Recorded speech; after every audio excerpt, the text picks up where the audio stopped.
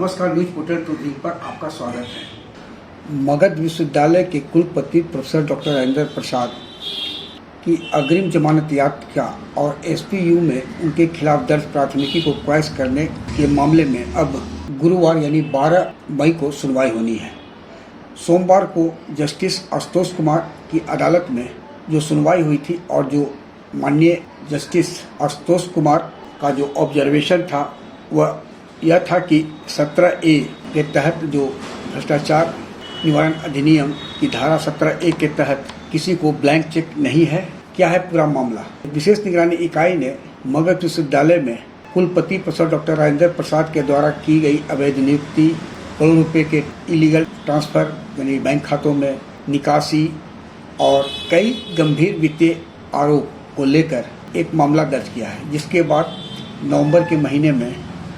Professor doctor Rajendra Prasad के खिलाफ SBU ने कार्रवाई की। उनके बोधगया स्थित कार्यालय और सरकारी आवास जो गया में है, साथ ही गोरखपुर स्थित आवास पर छापामारी की गई, जिसमें करीब लगभग 1.25 करोड़ रुपए की नकद और विदेशी मुद्रा सहित अवैध संपत्ति जो करोड़ रुपए में है का खुलासा होने का दावा एसबीयू के द्वारा की गई है। अभी तक मगध विश्वविद्यालय के registrar professor PK Verma, library incharge professor Vinod Kumar, doctor Jayanandan Singh और वीसी के सचिव सुबोध कुमार पिछले 4 महीने से न्यायिक हिरासत में केंद्रीय कारागार बेउर में बंद है। वहीं एसबीयू के कई संबंध के बाद दिसंबर महीने में यानी पिछले साल professor doctor Rajendra Prasad SBU दफ्तर पहुंचे थे, उनसे पूछताछ की गई थी और उसके बाद प्रोफेसर डॉक्टर राजेंद्र प्रसाद की अग्रिम जमानत याचिका पटना के विशेष निगरानी अदालत के द्वारा खारिज कर दिया गया, जिसके बाद उन्होंने पटना उच्च न्यायालय में अग्रिम जमानत याचिका दाखिल की। इस बीच एसपीयू की team professor doctor Rajendra Prasad के पीछे लग गई। अपनी गिरफ्तारी से बचने के लिए वे सर्वोच्च न्यायालय पहुंच गए। सर्वोच्च न्यायालय ने पटना उच्च न्यायालय को निर्देश दिया कि वे प्रोफेसर डॉक्टर राजेंद्र प्रसाद की अग्रिम जमानत याचिका पर सुनवाई करें और तब तक उनकी गिरफ्तारी पर रोक लगा दी गई। इस बीच प्रोफेसर डॉक्टर राजेंद्र प्रसाद ने पटना उच्च न्यायालय में 2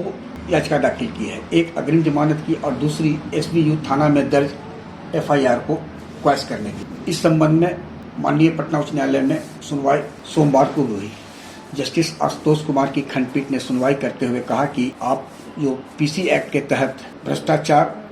निवारण अधिनियम 1988 यथा संशोधित 2018 के सेक्शन यानी जो 17A है के तहत आप जो प्राथमिकी दर्ज करने के लिए याचिका दायर की है, तो 17A एक ब्लैंक चेक नहीं है और यह ऑब्जर्वेशन था कोर्ट का कि 17A ब्लैंक चेक नहीं है। इसके बाद जो कानूनविद है और जो अधिवक्ता है, उनका मानना है कि अदालत भ्रष्टाचार निवारण अधिनियम जो यथा संशोधित 2018 है वह ईमानदार लोक सेवकों को प्रताड़ित होने से बचाने के लिए संशोधित किया गया है। ऐसा नहीं है कि इसका एक पहलू है, उसका फायदा भ्रष्टाचार में लिप्त अधिकारी हों या लोक सेवक हैं उन्हें मिलना है। एसबीयू के जो सूत्र हैं उनका कहना है कि उन्होंने 45 पन्नों का शपथ पत्र माननीय उच्च न्यायालय के न्यायाधीश के समक्ष दायर किया है,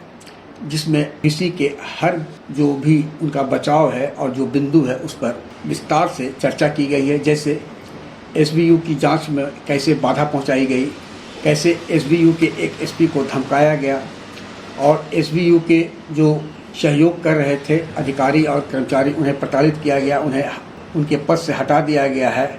या स्थानांतरित किया गया है और भ्रष्टाचार, भयादोहन और अराजकता का माहौल अभी मगध विश्वविद्यालय में व्याप्त है। एसबीयू सूत्रों का कहना है कि उनके अधिवक्ता के ओर से पूरी जो अनुसंधान है उसका बिंदुवार शपथ पत्र में दाखिल है। वहीं मगध विश्वविद्यालय के कई व्याख्याता यानी प्रोफेसर्स और कर्मचारियों का कहना है कि जिस तरह से सोमवार की सुनवाई के बाद जस्टिस आशुतोष कुमार ने गुरुवार को सुनवाई के लिए अग्रिम जमानत और क्वैशिंग की याचिका को पहले नंबर पर लिस्ट किया है, उससे स्पष्ट है कि उस दिन कोई ऐतिहासिक फैसला आएगा जो भ्रष्टाचार निवारण अधिनियम 1988 यथा संशोधित 2018 के सेक्शन 17A पर होगा और न तय है कि अदालती फैसले के बाद एसबीयू की कार्रवाई या तो बंद होगी